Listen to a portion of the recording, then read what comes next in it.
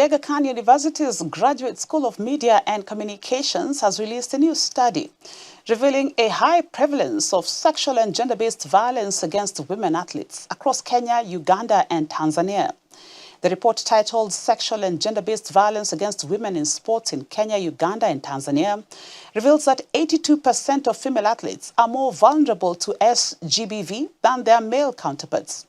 Verbal abuse tops the list of violations, followed by emotional, physical, and sexual abuse, often committed by coaches, team officials, and even spectators.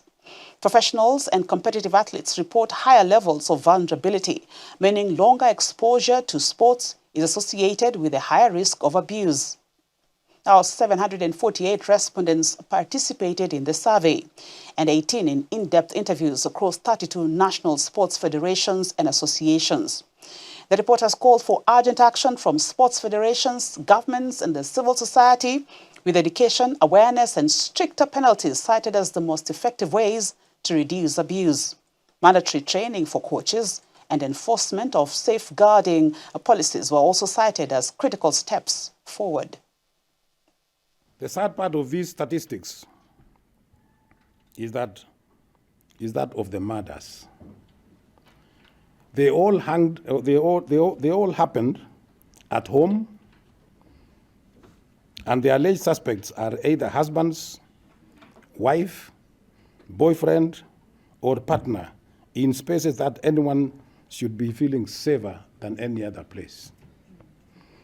Agnes Tirop was murdered in her house, as I just said earlier on.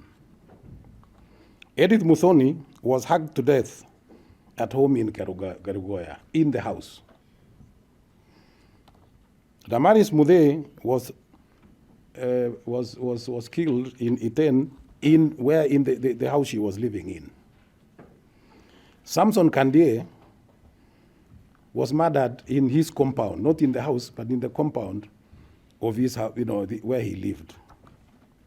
And Rebecca Cheptegei was killed at home after alleged partner poured petrol on her and lit the fire. What does that tell us? Because those people who are in the house, there are only two, just the two of them.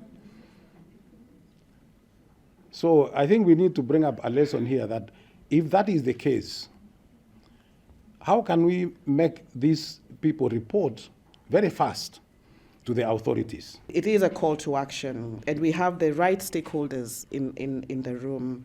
There's been a lot that has been said about education and training and awareness, and that essentially must lead the way. There's also a clarion call for stronger policies, and we have the right people in the room, better governance structures, having women participating in those in management, safer reporting channels, and increased funding to reduce conditions that make athletes vulnerable, especially young and those who are very early in their careers.